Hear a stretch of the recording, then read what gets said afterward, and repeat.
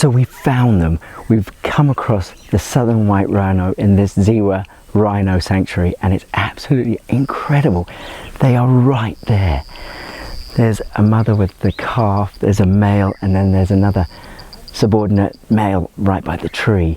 This is a real find, and it's so exciting to be able to track these rhino on foot and get so close to these majestic creatures. Absolutely insane.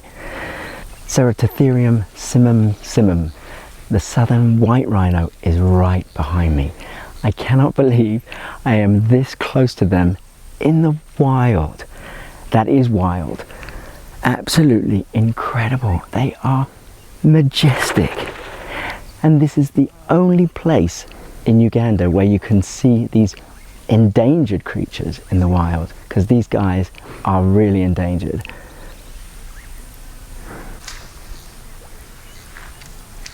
I think maybe I should move.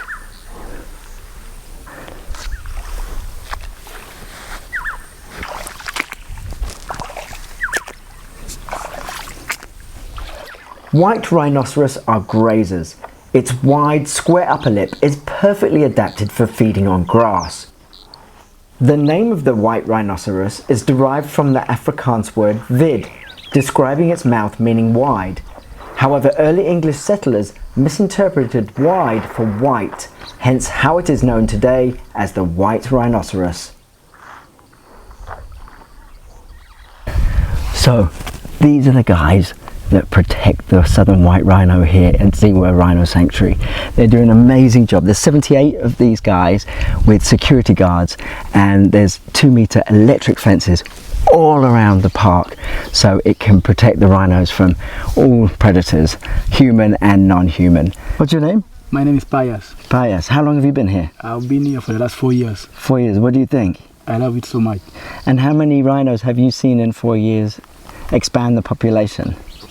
Well, so far as of now we have 38. 38? Yes. And when you started, how many were there? We had like 24. 24, wow. So Yeah. quite an increase in just 4 years. Yes, because we're providing maximum security. And hopefully the Southern White Rhino will then go into all the national parks in Uganda. I guess that's the ultimate goal, right? Yeah. Definitely. But you're doing a good job, guys. Boom, boom. Save the rhino! So although you could say this is a conservation success story, the history of rhino in Uganda is anything but. It's actually quite a bleak history, because black and northern white rhinos were indigenous to Uganda, but because of poaching, armed human conflict and habitat destruction, they were completely wiped out by 1983. Absolutely devastating. But as you can see, Uganda is well on its way to hopefully reintroducing its Southern White Rhino populations. So there is a bio-rescue project actually in place, because although the Northern White Rhino has now become functionally extinct because the last male Northern White Rhino died, called Sudan, in 2018, and so the Biorescue Project collects the oocytes, or immature egg cells, of the last 2 remaining Northern White Rhino females, Nyan and Fatu in Kenya, who are unable to reproduce, matures them in a lab, and fertilizes them with frozen and thawed sperm from deceased Northern White Rhino males. They have 22 embryos that are cryogenically frozen and will maybe be implanted into a Southern White Rhino as a surrogate. So they could be the mother surrogates of a whole new generation of Northern White Rhinos.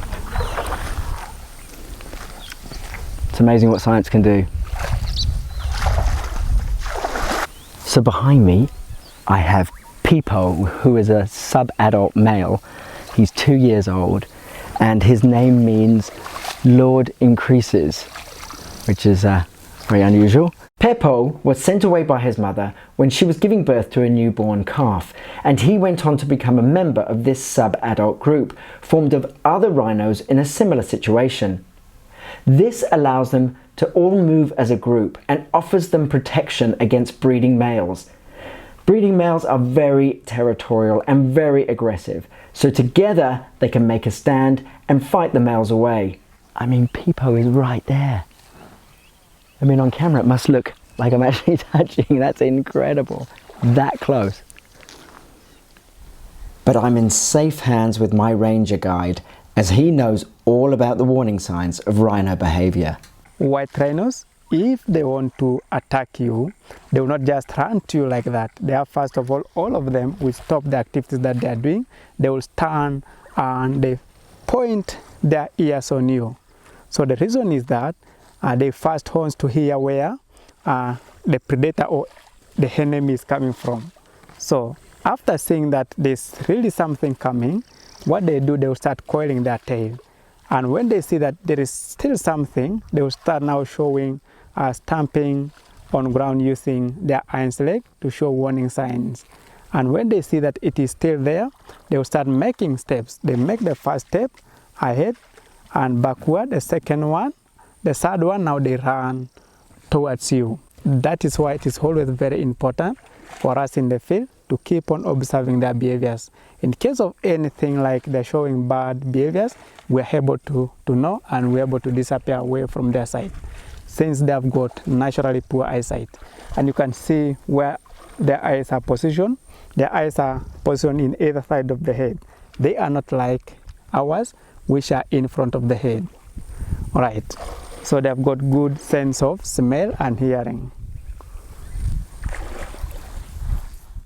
In the early 20th century, there were about 500,000 rhinos in Asia and Africa, according to the World Wildlife Fund.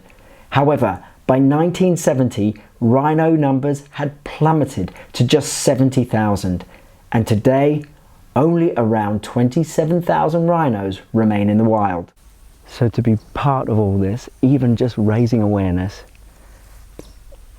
wow, I couldn't ask for more.